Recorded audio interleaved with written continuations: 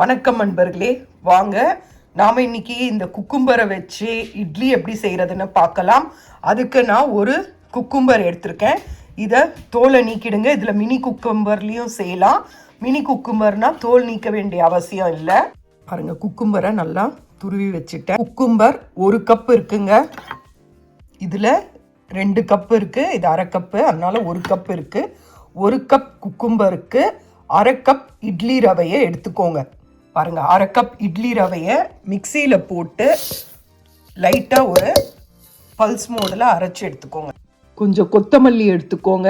அதுக்கப்புறம் பல்ஸ் மோடில் அரைச்ச ரவையை சேர்த்துக்கோங்க. அப்புறமா குக்கும்பரை சேர்த்துக்கோங்க. இதை நல்லா கலந்து கொடுத்துருங்க. 3/4 கப் அளவு தேங்காய் எடுத்துக்கோங்க. இதை நீங்கள் மிக்சியில் சேர்த்துக்கோங்க. நான் இன்னும் 1/4 கப் எடுத்துப்பேன். 2 பச்சை மிளகாய் சேர்த்துக்கோங்க. இதை மிக்சியில் போட்டு நல்லா அரைச்சி எடுத்துக்கோங்க. தண்ணி சேர்க்க வேண்டாம்.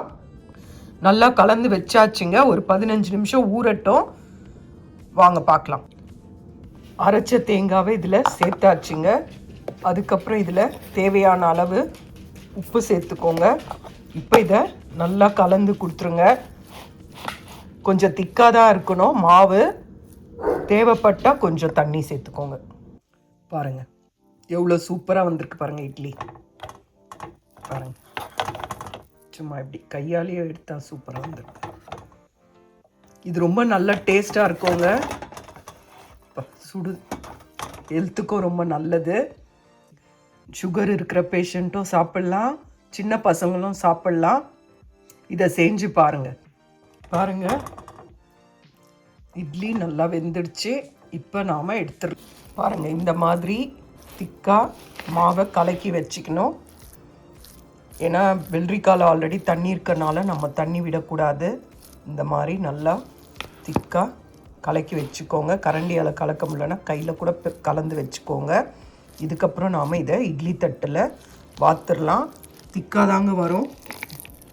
இந்த மாதிரி தான் எடுக்கணும். நான் விடும்போது காட்டுறேன். இங்கே பாருங்கள், சுலபமான முறையில் மாவை கையில் இந்த மாதிரி உருட்டி எடுத்துக்கோங்க. ஏன்னா கரண்டியில் எடுக்க வாட்டம் வராதவங்களுக்காக இது சொல்கிறேன். உருட்டி எடுத்துட்டு இட்லி தட்டில் எண்ணெயை தொடச்சி இந்த மாதிரி தட்டி வச்சுடுங்க. இங்கே பாருங்கள், இந்த மாதிரி தட்டி வச்சுடுங்க. பாருங்கள், சுட சுட இட்லியை நல்லா சட்னியோடு சாப்பிட்டு பாருங்கள். எவ்வளோ மல்லிகைப்பூ மாதிரி இருக்குது பாருங்கள். சூப்பராக இருக்குது பாருங்கள்.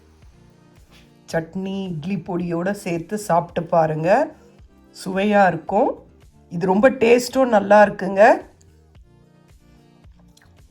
சூப்பராக இருக்குங்க. செஞ்சு பாருங்கள். செஞ்சு பார்த்துட்டு உங்களுக்கு பிடிச்சிருந்தால் லைக் பண்ணுங்கள். இது ஹெல்த்தியான டிஷ்ஷு.